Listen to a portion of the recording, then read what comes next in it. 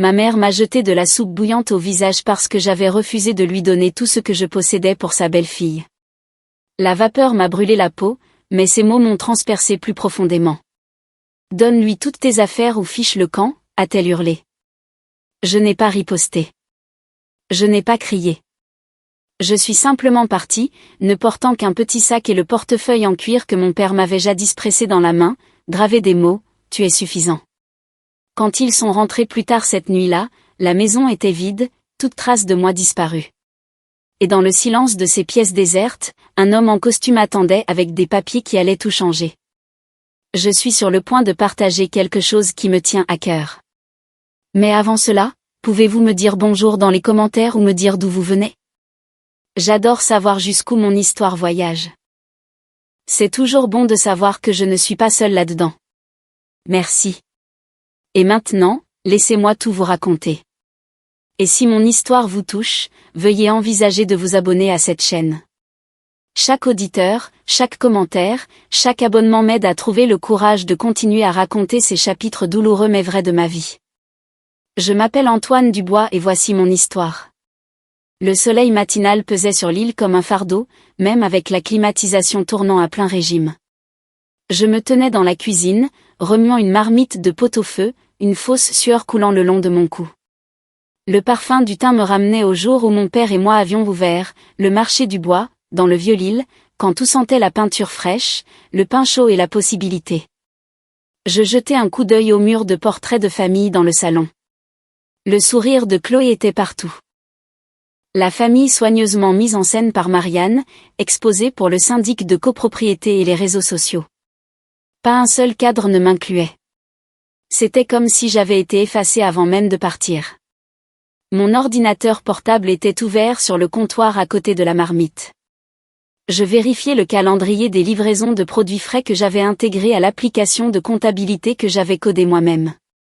Semaine 28, prête à être livrée. Je fis un sourire amer car je venais de voir la publication Instagram de Chloé s'attribuant le mérite de l'initiative. Elle avait même utilisé mes termes exacts, seulement embellis de ses hashtags et de son sourire étudié. Marianne entra sans un bonjour. Elle faisait défiler son téléphone, ses ongles tapotant l'écran. N'oublie pas le dîner chez Les Perles ce soir. Nous célébrons le leadership de Chloé. Son ton n'était pas un rappel. C'était un décret. Je répondis platement, mon esprit rejoint ces années après l'AVC et la mort de mon père. Les années où j'avais consacré ma vie à reconstruire le marché du bois, le tirant de l'endettement pour en faire quelque chose de respecté. Elle s'en fichait. Elle posa son téléphone et me regarda droit dans les yeux. Il est temps que tu lui cèdes la Tesla et ta carte de crédit. Chloé en a besoin pour développer sa carrière. Un bon fils sait quand s'effacer. Je mis la main dans ma poche et touchai le portefeuille en cuir que mon père m'avait donné. Les mots gravés à l'intérieur, « Tu es suffisant », brûlaient plus fort que la plaque de cuisson. Ma réponse fut ferme. Non, j'en ai assez donné. Je paie toujours ce prêt immobilier. Cette voiture est la mienne. Mes économies l'ont payée. Ses yeux se durcirent. Elle prit une photo de la table du petit déjeuner, la postant sur son groupe, Pépite locale de Lille, avec la légende, petit déjeuner préparé par Antoine pour la famille de Chloé. La piqûre n'était pas dans son mensonge.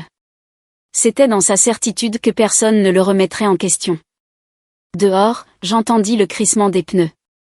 Le SUV de Chloé était arrivé.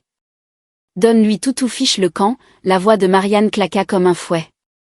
Elle attrapa la marmite de soupe, encore bouillante, et me la jeta au visage. Le liquide me brûla la joue et l'épaule. Le métal s'entrechoqua sur le carrelage. Je n'ai pas crié. Je n'ai pas juré. Je me suis tournée vers l'évier, rincé ma peau sous l'eau froide, enlevé ma chemise trempée et ramassé mon sac. Je glissai le portefeuille dans ma poche et passai devant Chloé, qui se tenait dans l'embrasure de la porte avec une fausse inquiétude, brillant dans ses yeux comme si elle venait de gagner un prix. Je ne me suis pas retournée. La Tesla rugit et me sortit de cette allée, à travers les collines ondulantes et sur le pont de Flandre. Le vent s'engouffrait par la fenêtre, piquant la brûlure sur ma joue. La liberté, douloureuse et brute, avait le goût de l'asphalte et du métal. La liberté ne vous est pas donnée. Vous la prenez. Les mots de mon père résonnaient en moi. Je laisserai la vérité parler pour moi. Alors que le pont s'incurvait vers l'horizon, mon téléphone vibra. Une notification de mail s'alluma à l'écran. Maître Leclerc, l'avocat de mon père. Le testament est prêt. Venez me voir cet après-midi. Je me garai sur un parking surplombant la Deule, pris une photo de mon visage brûlé et l'enregistrai. Pas comme preuve encore, juste comme un rappel du jour où j'avais finalement tourné la page. Le miroir de la salle de bain du motel était fissuré dans un coin, suffisamment pour déformer la moitié de mon visage. La brûlure rouge-brun sur ma joue semblait pire sous la lumière fluorescente. Je la touchai, siffle doucement, et griffonnai une note pour moi-même, médecin demain, mais la vérité était que la brûlure n'était rien comparée à la douleur creuse d'être effacée de ma propre vie. Mon téléphone sonna. Le nom de Camille apparut. Sa voix était urgente. J'ai gardé quelque chose, Antoine. Un document. Il y a ta signature dessus, mais je sais que tu ne l'as jamais signé. Rendez-vous derrière le chaudron. 1 heure plus tard, le soleil lillois écrasait l'asphalte du parking du quartier Hay. Camille me tendit une enveloppe Kraft. À l'intérieur se trouvait une cession d'intérêt transférant le contrôle du marché du bois de moi à Marianne. Ma supposée signature traînait en bas. L'estomac me tomba quand je vis le relevé bancaire joint, des fonds transférés directement du magasin vers le compte de Chloé. J'ouvris mon ordinateur portable sur le capot de ma voiture et vérifiai les métadonnées du fichier scanné. La date du scan correspondait à la semaine des funérailles de mon père, le moment exact où mon monde s'était déjà effondré. Ils ont choisi le jour où j'étais le plus faible, murmurai-je. Camille se pencha, pointant le sceau du notaire. Regarde ça. Il est incliné. Ce n'est pas de l'encre originale. C'est un copier-coller. Je le photographiai, créai un nouveau dossier sur mon disque dur intitulé « Pour Maître Leclerc » et l'enregistrai là. Mon email vibra.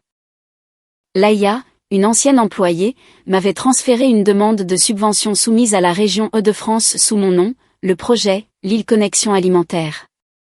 Le fondateur listé, Antoine Dubois. Les réponses à l'entretien, cependant, appartenaient à Chloé. Mon ton, mes mots, mon histoire, tout volé. Je m'assis dans la voiture, la ville bourdonnant autour de moi, et pesais mes options. Les dénoncer maintenant. Appeler la police. Mais avec juste ça, ils pourraient me le retourner. Si la subvention tournait mal, je serais tenu responsable. J'avais besoin d'une vue d'ensemble avant de pouvoir frapper. La vérité ne suffisait pas. Elle devait être indéniable. Alors, j'écrivis à Maître Leclerc, joignis tout et fixai un rendez-vous pour le lendemain matin.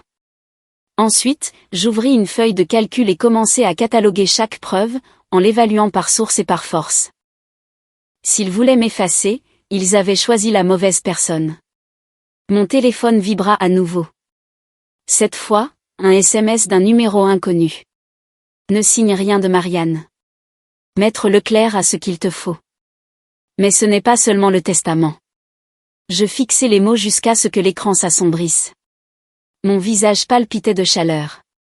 Mon épaule brûlait, mais plus profondément que les 2 blessures était le feu qui avait enfin commencé à monter. Il pensait que je resterais silencieux. Il pensait que je plierais. Mais je n'étais plus seulement un fils. J'étais l'héritier légitime, et je n'allais pas les laisser m'enterrer vivants. Le matin dans le centre-ville de Lille semblait plus propre qu'il ne l'était. Le verre de la tour de Lille découpait le ciel en panneaux bleu dur, et la Deule glissait comme une promesse calme à laquelle je ne faisais pas entièrement confiance. Maître Leclerc me fit entrer dans son bureau avec un rapide coup d'œil à ma joue. Nous documenterons la blessure plus tard, dit-il, sec comme un greffier, et fit glisser un dossier en cuir noir sur la table. À l'intérieur reposait l'épine dorsale de ma vie. Le testament original me nommait propriétaire principal du marché du bois.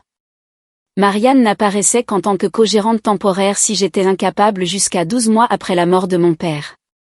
Les mots étaient fermes et simples, le genre que mon père préférait toujours. Le deuxième document me secoua davantage un codicille écrit de sa main attentivement, attesté et scellé. S'il y avait usurpation d'identité ou falsification de documents liés au Marché du bois, tous les droits de gestion me seraient transférés immédiatement, et le conseil pourrait agir en mon nom sans délai. Un fusible déjà câblé. Maître Leclerc sortit une fine enveloppe et posa ses doigts dessus comme si elle pouvait s'enfuir. Ceci vous était destiné il y a 5 ans, dit-il. À l'intérieur reposait une lettre écrite de la main ferme de mon père et une clé de banque scotchée dans le coin inférieur. Antoine, protège ce qui compte. Je te fais confiance. Les reçus postaux montraient qu'elle avait été envoyée à la maison. Les registres de Maître Leclerc montraient qu'elle n'avait jamais été livrée. Nous poursuivrons l'interception de courrier, dit-il d'une voix basse. Je respirai malgré l'oppression dans ma poitrine et lui glissai l'assignation d'intérêt forgée, suivie des dossiers de subvention. Il compara le sceau du notaire à un registre qu'il gardait à l'écran et tapota le nom avec le dos de son stylo. Monsieur Leroy, il est au syndic de votre copropriété, un voisin. Il a également eu des problèmes avec le marché du bois concernant les permis de fournisseurs. Mes poumons se remplirent d'une fureur lente qui n'a pas besoin de chaleur pour brûler. Nous commençons par la vérification, dit Maître Leclerc. Analyse indépendante de votre signature, une demande à la région de suspendre la subvention en raison d'une utilisation abusive de l'identité. Nous déposons un avis pour réaffirmer le contrôle en vertu du codicille, et nous documentons la lettre interceptée. J'acquiesçai, puis admis la partie que j'avais gardée secrète. J'ai aidé à acheter la maison.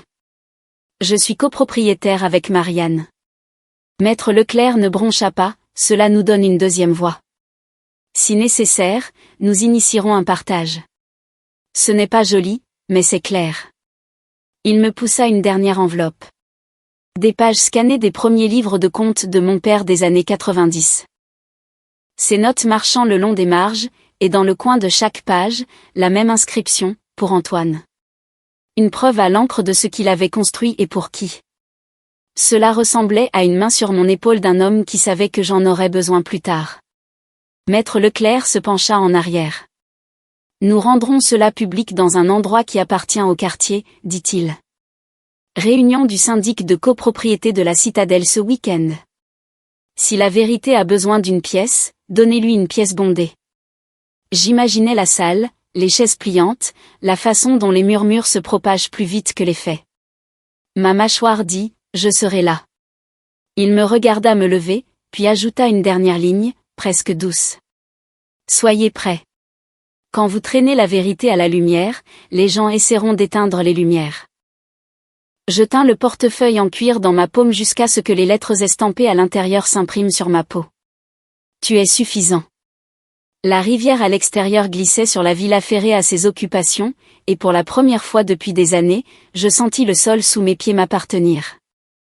J'envoyai un SMS à Camille en partant, lui demandant de garder son téléphone allumé pour le week-end. Je transférerai les emails de Laïa vers une archive privée et configurerai des invitations de calendrier avec pièces jointes et horodatage. Au moment où j'atteignis le trottoir, les démarches étaient déjà en cours. Gel du canal de subvention, gel du faux transfert, publication de l'avis de propriété en vertu du codicille, enregistrement de la blessure, conservation de chaque fichier. Je remis la lettre dans son enveloppe comme une allumette vivante, et me dirigeai vers le garage, la chaleur pesant en nappe. De l'autre côté de la rivière, la ville semblait exactement la même. Pas moi. Au samedi, l'air s'était épaissi, prenant cette lourdeur du début de l'été que l'île connaît si bien. La salle communautaire de la citadelle sentait les chaises pliantes et le vieux café. Des fenêtres du sol au plafond encadraient la pelouse où les familles traînaient des glacières et les enfants chassaient les ombres. À l'intérieur, Chloé se tenait au pupitre dans un blazer crème, ses diapositives rayonnant derrière elle, partenaire principal de la revitalisation du Vieux-Lille, le marché du bois. Elle parlait comme si elle était née pour cela. Elle utilisait mes phrases comme une personne utilise la clé de maison de quelqu'un d'autre. J'étais assis 3 rangées derrière, avec Maître Leclerc à ma droite. Je sentais le poids du portefeuille en cuir dans ma poche. La brûlure sur ma joue, tendue comme un rappel de ne pas cligner des yeux le premier. Quand la présidente ouvrit la séance aux questions, je me levai. Pas de drame. Chloé n'a pas hérité du marché du bois, dis-je d'une voix égale. Je le gère depuis 2017. Je portais une épaisse enveloppe à la table du devant et étalais des déclarations fiscales, des contrats de fournisseurs et le registre des livraisons de la semaine 28. Mon nom apparaissait à des endroits qu'il n'avait pas pris la peine de nettoyer. Une femme vers le fond leva la main. Ses cheveux étaient blancs et tressés en couronne. « Je me souviens de votre père, dit-elle doucement. À l'ouverture, il m'a dit que ce magasin était pour vous. » On sentait le murmure traverser la pièce comme une petite tempête. Chloé rit légèrement, les yeux un peu trop brillants. « Les souvenirs sont peu fiables, dit-elle. Nous sommes tous ici pour nous concentrer sur l'avenir du quartier. » Maître Leclerc s'avança et brandit une photocopie. Ce document de transfert porte un sceau de notaire appartenant à Monsieur Leroy, dit-il, désignant un homme en polo près de l'allée. Monsieur Leroy, êtes-vous à l'aise pour confirmer que ce sceau, apposé un jour où le signataire était à des funérailles, est bien le vôtre? Les têtes se tournèrent. Leroy devint rouge et tira sur son col. Je notariais beaucoup, marmonna-t-il. Je ne me souviens pas de toutes les dates. La présidente griffonna une note. Quelqu'un près de la fenêtre sortit un téléphone. Marianne se leva, cassante comme une branche sèche. Mon fils est jaloux, dit-elle. Il essaie de prendre ce qui ne lui appartient pas. Il n'a rien apporté. Je ne pris pas l'appât. Maître Leclerc glissa les récapitulatifs fiscaux sur la table, chaque année, estampillés et signés, 5 de suite. Il a apporté de l'argent, du temps, de l'expertise et du risque, dit Maître Leclerc avec constance. La pièce se calma comme le font les pièces quand un mensonge ne tient plus. Un jeune propriétaire sur la table d'appoint ouvrit un ordinateur portable vers le projecteur. « J'ai quelque chose, dit-il. » Une vidéo de 2020 remplit l'écran, notre lancement, de la ferme à la table. J'étais là, debout derrière le présentoir de produits, expliquant comment les contrats locaux seraient structurés, comment les petits producteurs seraient payés à la livraison pour stabiliser leur trésorerie. Les mots de la vidéo correspondaient presque ligne par ligne aux affirmations du diaporama de Chloé. Les gens ne regardaient pas l'écran, ils la regardaient elle. Le sourire de Chloé s'amincit. Le marché du bois est une marque communautaire, dit-elle. Je suis simplement le visage de ce que nous avons tous construit. J'aurais pu dire 100 choses. J'en choisis une. Vous ne pouvez pas être le visage de quelque chose que vous avez essayé de retirer à la personne qui l'a construit. Je plaçai l'avis de codicille sur la table du devant, estampillé et déposé ce matin-là, et la présidente le lut tranquillement. Réversion immédiate du contrôle en présence d'instruments falsifiés. Conseil autorisé à agir. Je regardai le roi. Avez-vous notarié ce document? Il déglutit. Je parle à mon avocat. Maître Leclerc acquiesça une fois comme s'il ne s'attendait à rien d'autre. Ce n'était pas un tribunal. Cela n'avait pas besoin de l'être. C'était une salle de quartier, et le quartier avait des yeux. Je me tournai vers le public. Vous avez fait vos courses dans notre magasin, dis-je. Vous m'avez vu derrière le comptoir, et vous m'avez vu transporter des caisses à 5 heures du matin. Je n'ai pas besoin d'applaudissements. J'ai besoin de précision. Nous ne pouvons pas améliorer une rue en mentant sur qui a payé l'asphalte. La présidente se racla la gorge et tapota légèrement son marteau. Nous reporterons l'ordre du jour de la revitalisation jusqu'à ce que la propriété soit clarifiée, dit-elle. Un murmure traversa les sièges. Marianne s'assit lourdement. Chloé fixa l'écran comme s'il l'avait trahi. En sortant, Maître Leclerc se pencha. Bon début, dit-il. Ils vont se regrouper. Attendez-vous à quelque chose ce soir ou demain. N'intervenez que si c'est dans une pièce avec des règles. J'acquiesçai. Dehors, le parc s'ouvrait largement. La pelouse lumineuse, la ville faisant ce que les villes font, avançant, que vous soyez prêt ou non. Je glissai ma main dans ma poche et sentis à nouveau les crêtes des lettres estampées. La réunion n'avait rien réglé. Elle avait simplement rendu visible à plus de gens ce qui était vrai. Au moment où j'atteignis ma voiture, les messages s'accumulaient déjà, soutien d'anciens clients, questions prudentes de fournisseurs, une seule ligne d'un numéro inconnu me rappelant d'être prudent. Je restai derrière le volant jusqu'à ce que mon rythme cardiaque ralentisse, puis démarrai le moteur. Je ne regardai pas en arrière vers la salle. Je n'en avais pas besoin. La pièce était pleine. Les lumières étaient allumées, et pour une fois, personne ne pouvait prétendre ne pas me voir. Les perles brillaient comme une scène de théâtre, des ampoules chaudes suspendues au-dessus du patio, des verres qui tintaient, un serveur glissant avec des huîtres sur glace. Marianne avait réservé la longue table près de la fenêtre et placé Chloé au centre comme un joyau de la couronne. Je pris le siège du bout, celui que l'on donne à un invité qu'on préférerait oublier. Maître Leclerc était assis à 2 chaises, pliant sa serviette avec la patience d'un joueur d'échecs. Chloé s'essuya les lèvres et sourit pour un selfie. La Tesla a été une aubaine, annonça-t-elle assez fort pour les tables voisines, des réunions consécutives avec des investisseurs. Merci, maman. Et un petit crédit à mon frère pour l'avoir rodé. Les rires circulèrent autour de la table. Je posai un dossier à côté de mon assiette et en sortis une copie de la carte grise du véhicule. C'est étrange, dis-je calmement, car cette signature n'est pas la mienne. Le document passa de main en main jusqu'à ce que les légers rires s'amenuisent et disparaissent. L'écriture falsifiée était là, sans vergogne. Marianne se pencha en arrière, croisant les bras. Quelle mesquinerie. Une voiture. Vous êtes un homme adulte à vous quereller pour une voiture. Elle tendit la main vers le papier comme si elle pouvait effacer l'encre par la seule force de sa volonté. J'ouvris un deuxième dossier et plaçai la vieille page du grand livre de mon père au centre. Le papier jauni, le coin marqué de son écriture, pour Antoine. La pièce inspira.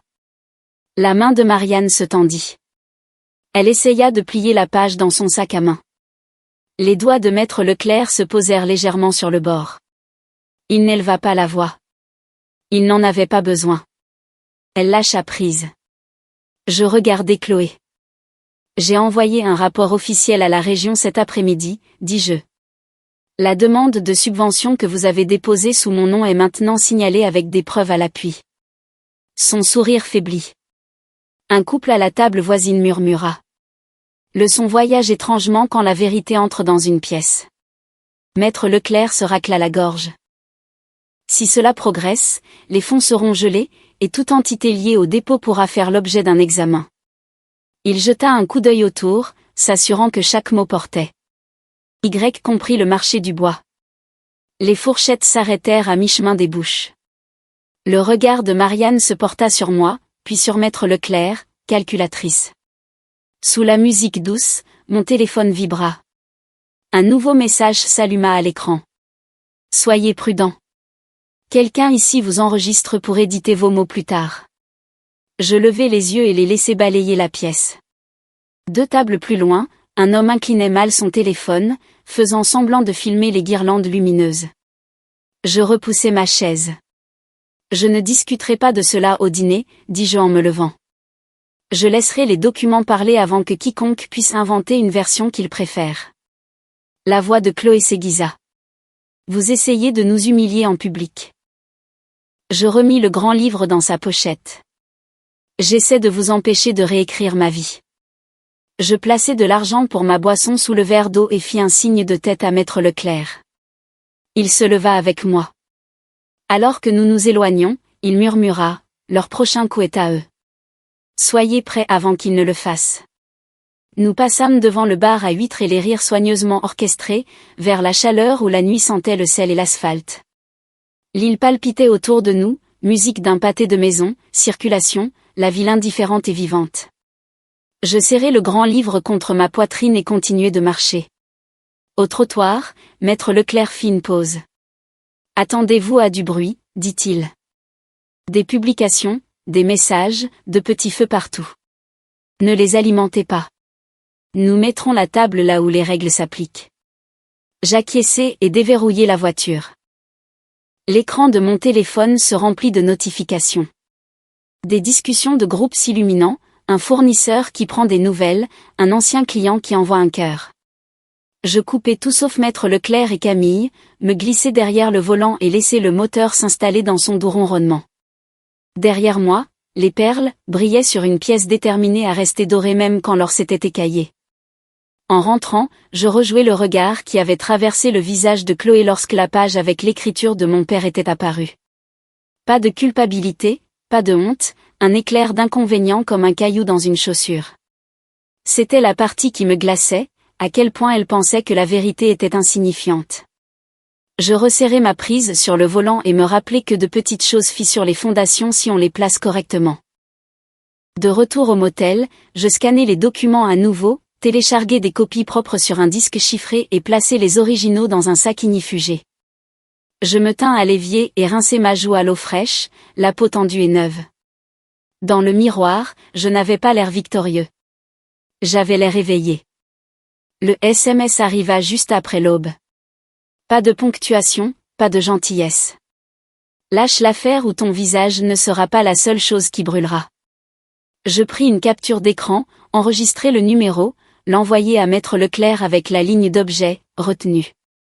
Le mot me fit me sentir plus stable que courageux. À 10 heures, Maître Leclerc appela. La région a suspendu la subvention, dit-il. À notre demande, cela arrête le mouvement. Cela ne met pas fin à l'examen. Sur le papier, vous êtes le demandeur. Je m'assis sur le bord du lit du motel. Alors ils peuvent me regarder, dis-je. Ils devraient. Plus tôt nous leur montrons ce qui est réel, mieux ce sera. Il accepta. Nous prendrons les devants avec une déclaration sous serment et les pièces justificatives. Camille me rejoignit sur le parking arrière de mon ancien parc de bureaux, un endroit qui sentait encore le goudron d'été et le café des distributeurs automatiques. Elle tenait une clé USB comme un témoin de relais. Nous sommes entrés dans le serveur de messagerie hérité, dit-elle. Dossier d'archives. Quelqu'un a essayé de le purger, mais ils n'ont pas fini. Sur mon ordinateur portable, son fil de discussion récupéré s'ouvrit comme une trappe.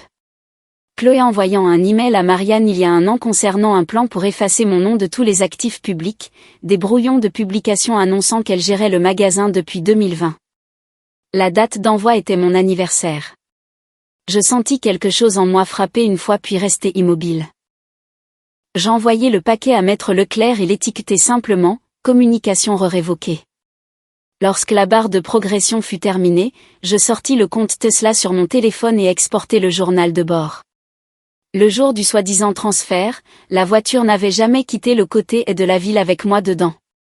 Plus tard cet après-midi-là, elle avait brièvement émis un signal dans un centre commercial où un petit bureau de notaire partageait un espace avec un préparateur de taxes. Je déposai une épingle, enregistrai la carte et envoyai les données de localisation avec l'itinéraire horodaté. L'histoire qu'ils avaient construite vacilla au moment où la gravité la frappa. Le message de Laïa arriva juste au moment où je fermais mon ordinateur portable. Elle avait trouvé un court extrait granuleux de la caméra du bureau arrière du magasin, enregistré dans un dossier caché par habitude, plus que par prévoyance. L'audio était trouble, l'angle médiocre, mais la voix de Marianne portait assez clairement.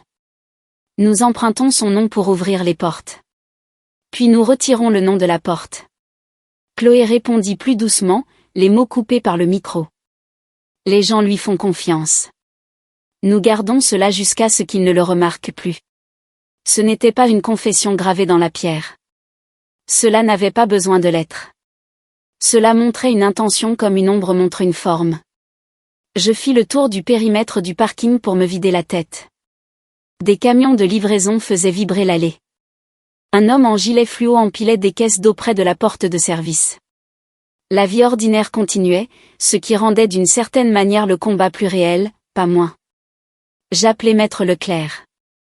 Il écouta chaque pièce, demanda les hachages de fichiers, demanda à Camille de signer une courte déclaration sur le chemin de récupération. Puis il dit, c'est l'heure de la médiation. Je demanderai des dates. Apportez tout. Tout signifiait plus que du papier. Cela signifiait le jour où ma mère m'avait jeté une marmite au visage parce que j'avais dit non. Cela signifiait une enfance à rétrécir pour s'adapter à un cadre qui ne m'avait jamais inclus. Cela signifiait les coins du grand livre que mon père avait marqué pour un avenir qu'il ne verrait pas. Je conduisis jusqu'à sa tombe et m'assis sous la chaleur, le moteur coupé et les fenêtres baissées. Je le fais comme tu voudrais, dis-je à voix haute, les mots flottants et retombant chauds comme un souffle. Cette nuit-là, la ville se replia sur elle-même. Je marchai du motel au coin. Le restaurant, la friterie, me fit garder la tête baissée. J'écoutais le grésillement de la radio et le doux murmure des gens qui ne jouaient pour personne. Quand je rentrais, un autre numéro inconnu avait laissé un message vocal. Une respiration lourde et le clic d'un briquet. Je l'enregistrai, pris une note, posai mon téléphone face contre terre. J'étalai les documents sur le petit bureau, carte grise, grand livre, archives de subvention, fils de mai, rapport de localisation, la lettre, le codicille. Le schéma était clair. Ce n'était pas une mauvaise dispute qui avait dégénéré. C'était une structure planifiée et stratifiée. Falsifiée, redirigée, effacée, présenter une nouvelle histoire jusqu'à ce que l'ancienne ne soit plus crue. Une carte de la façon de voler une vie sans laisser de cambriolage visible. Maître Leclerc envoya un SMS près de minuit. Médiation confirmée. 3 jours. Nous posons toutes les cartes. Il écrivit, pas d'émotion, juste séquence épreuve. Je répondis, compris. Puis j'ajoutai la seule chose qui comptait pour moi. Ça fait 5 ans. Je suis prêt.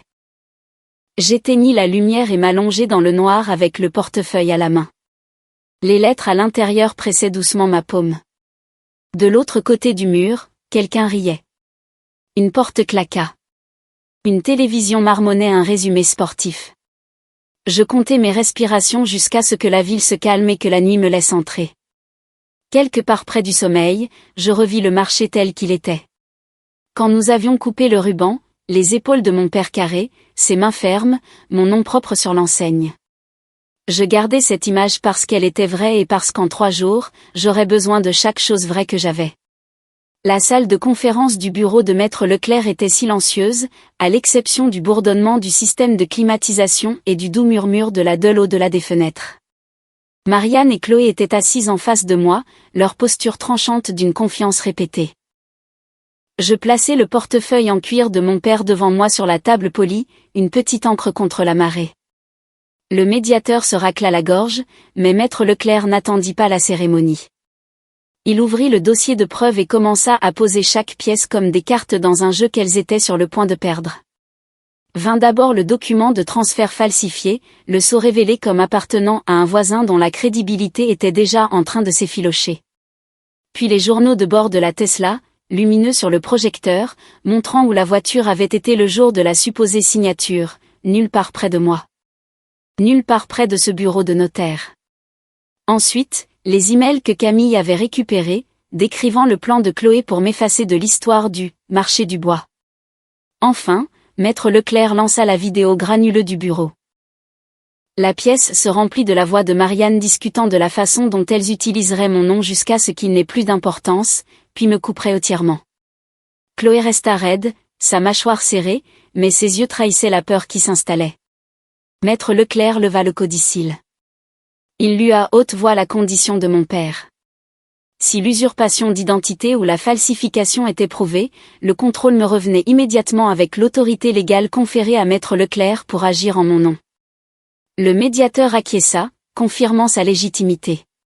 Marianne claqua sa paume sur la table. « Tu es un traître à ta famille, cracha-t-elle, sa voix rauque. Ton père aurait honte. » Chloé tenta de la calmer, mais le poids du codicille pesait lourd. Pour la première fois, elle évita mon regard. J'ouvris la dernière enveloppe et en sortis la lettre que mon père avait écrite. L'encre sombre et ferme. Antoine, protège ce qui compte. Je te fais confiance. Ma voix se brisa légèrement en la lisant à voix haute.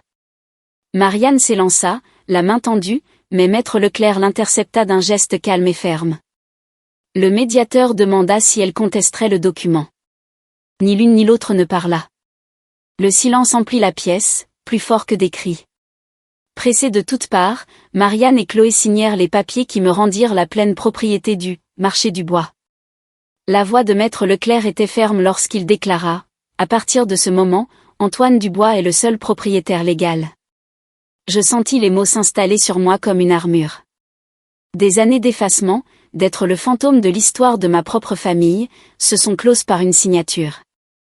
Plus tard ce jour-là, Marianne et Chloé retournèrent à Lille. La maison que j'avais autrefois lutté pour maintenir ensemble ne m'appartenait plus. Par le processus de partage, ma part fut retirée. Mes biens étaient déjà partis. Elles ouvrirent la porte d'entrée sur une coquille vide. Toute trace de ma vie, livres, photographies, même les ustensiles de cuisine que j'avais achetés avaient disparu. Dans le salon, seuls leurs effets personnels restaient. Un homme en costume sombre attendait. Il leur tendit la vie, la maison avait été mise en vente, un processus déclenché par la division légale des actifs. Je n'étais pas là pour voir Marianne s'enfoncer dans le canapé ou entendre les protestations furieuses de Chloé. J'étais déjà sur la route, le soleil du soir peignant les collines d'or en fusion. Le portefeuille de mon père reposait sur le siège passager. Je me murmurais, je n'appartiens plus à cet endroit, et j'appuyais sur l'accélérateur vers quelque chose de plus libre, quelque chose d'intact par leur poison. Mon nouvel appartement dans le Vieux-Lille était petit, une chambre avec vue sur la rue en contrebas, où les camions de nourriture et les rires nocturnes flottaient dans l'air. Ce n'était pas le calme soigné de la banlieue chic, mais c'était le mien. Sur le mur, j'accrochais le tableau que mon père avait fait du marché du bois, son écriture dans le coin, pour Antoine. Sur l'étagère, je plaçais le bol de soupe que Marianne avait autrefois jeté à travers la cuisine, nettoyé et réutilisé comme un rappel de ce que j'avais survécu. Un matin, ma boîte de réception sonna avec un email d'un client de longue date. Merci d'avoir gardé le marché du bois au cœur du Vieux-Lille, lisait-on. Les mots remplirent un espace en moi que la famille n'avait jamais comblé. C'était une reconnaissance sans attache, un respect sans performance.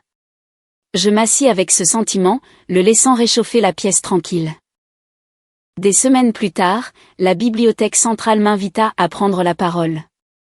La salle d'événement sentait les livres et le cèdre, les lumières obliques traversant les hautes fenêtres. Je me tins au pupitre et racontai ce qui s'était passé, non pas comme une accusation, mais comme une vérité que j'avais portée trop longtemps. La liberté n'est pas de gagner, dis-je. C'est de savoir quand lâcher prise. Des visages acquiescèrent, certains mouillés de larmes, d'autres résolus. Quand j'eus fini, un homme s'approcha de moi tranquillement. Il avoua avoir travaillé sous Marianne et avoir également subi sa manipulation. Vous n'êtes pas seul, dit-il. Cette simple admission recousit une autre blessure que je n'avais pas su encore ouverte. Chez moi, je commençai à écrire. Le titre du premier chapitre vint facilement, le jour où je suis partie. Je postai un court extrait sur LinkedIn. En quelques heures, les messages affluèrent, des gens que je n'avais jamais rencontrés me remerciant d'avoir exprimé ce qu'ils ne pouvaient pas. Pour la première fois, je compris que mon histoire n'était pas seulement la mienne. Elle appartenait à tous ceux qui avaient été réduits au silence, diminués ou rejetés par ceux qui auraient dû les aimer. Un après-midi, je m'arrêtai au supermarché du centre-ville. Dans le rayon des fruits et légumes, je faillis percuter Marianne. Pas de cris cette fois, pas de spectacle, juste des yeux fatigués qui avaient autrefois abrité le feu. Nous restâmes là, le bourdonnement des réfrigérateurs remplissant l'espace entre nous. Je lui fis un petit signe de tête, non pas de pardon, mais de clôture. Elle détourna le regard et continua son chemin. Je ne ressentis aucune colère, seulement un soulagement. Dehors, le soleil lillois brillait, de la musique s'échappait d'un camion de restauration garé au bord du trottoir, et l'air sentait le citron vert et la coriandre. J'entrai dans la lumière et l'inspirai. J'ai perdu une famille, me dis-je. Mais je me suis trouvé. Les mots n'étaient pas amers. Ils étaient vrais. Et tandis que je marchais au rythme de la ville, je réalisais que la vérité était tout ce dont j'avais toujours eu besoin. Je n'avais jamais imaginé que la liberté ressemblerait à ça. Pas une victoire au tribunal, pas des applaudissements de la foule, juste un appartement tranquille dans le Vieux-Lille, une étagère avec un bol de soupe qui avait autrefois porté la violence, mais qui détient maintenant la mémoire, et un tableau de mon père avec 3 mots pour Antoine, c'est tout. C'est suffisant. Pendant des années, j'ai essayé de gagner un amour qui ne viendrait jamais. Je pensais que si je travaillais plus dur, donnais plus, portais le poids du marché du bois, peut-être ma mère me verrait-elle. Peut-être Chloé me respecterait elle. Mais les familles construites sur la manipulation ne récompensent pas la dévotion. Elles la dévorent. Il a fallu de la soupe brûlante et une cicatrice sur mon visage pour m'apprendre que parfois, le sang n'est pas plus épais que la vérité. Parfois, le sang n'est qu'une autre chaîne que vous devez briser. Ce que j'ai appris, c'est que la survie ne consiste pas seulement à partir. C'est à récupérer les parties de vous-même que d'autres ont essayé d'effacer. Chaque ligne de grand livre que mon père a écrite, chaque plan que j'ai construit pour le magasin, chaque nuit passée à coder cette application de planification, ce n'étaient pas des années perdues. C'était la preuve que j'existais, que je comptais, que j'avais créé quelque chose de durable. Les gens qui ont essayé de me voler cela ont sous-estimé une chose, ma capacité à me relever. Se relever ne signifie pas la rage. Cela ne signifie même pas la vengeance. Cela signifie choisir la paix plutôt que le poison, les faits plutôt que les mensonges, et les limites plutôt que de mendier la reconnaissance. Le jour où j'ai finalement laissé le document parler à la place de ma douleur, j'ai réalisé que je n'avais besoin de convaincre personne. La vérité était assez forte par elle-même. Et une fois que j'ai vu cela, j'ai cessé de courir après une famille qui ne voulait jamais de moi. Est-ce que je ressens toujours une perte? Oui. La douleur ne disparaît pas. Quand je vois d'autres familles réunies autour d'une table en harmonie, il y a un pincement silencieux en moi. Mais je ne mesure plus ma valeur par ce qui me manquait. Je la mesure par ce que j'ai construit. Résilience, clarté, indépendance et une nouvelle vie où mon histoire m'appartient. C'est l'héritage que mon père m'a vraiment laissé. Pas le magasin, pas la maison, mais le courage de protéger ce qui compte. Peut-être l'avez-vous ressenti aussi. Peut-être quelqu'un de proche a-t-il essayé de vous effacer. De vous faire taire. De dire au monde que vous n'étiez pas suffisant. Peut-être portez-vous des blessures que personne d'autre ne peut voir. Si c'est le cas, laissez mon histoire être une preuve. Vous n'êtes pas obligé de rester dans la maison qui vous fait du mal. Vous n'êtes pas obligé de livrer votre vie à des gens qui ne vous voient que comme du carburant pour leur feu. Vous pouvez partir. Vous pouvez vous récupérer. Et vous pouvez guérir, non pas en attendant des excuses, mais en construisant quelque chose de plus fort à partir des cendres. Merci d'avoir traversé cette histoire avec moi. Si elle a résonné, si elle a remué quelque chose en vous, s'il vous plaît, faites-le moi savoir. Laissez un commentaire, partagez d'où vous venez, ou dites simplement « Je vous entends ». Parce que la partie la plus difficile de raconter une histoire comme celle-ci n'est pas de revivre la douleur, c'est de craindre que personne ne s'en soucie. Chaque commentaire me rappelle que je ne crie pas dans le silence. Et si vous croyez que des histoires comme la mienne comptent, je vous demanderai de vous abonner à cette chaîne. Chaque abonnement m'aide à continuer à dire la vérité que certaines personnes veulent enterrer. Votre soutien me permet de faire briller la lumière sur des endroits sombres, non seulement pour moi, mais pour tous ceux qui ont besoin d'entendre qu'ils ne sont pas seuls. Je suis Antoine Dubois. C'est le jour où je suis parti. Et bien que j'ai perdu la famille dont je pensais avoir besoin, j'ai trouvé quelque chose de mieux.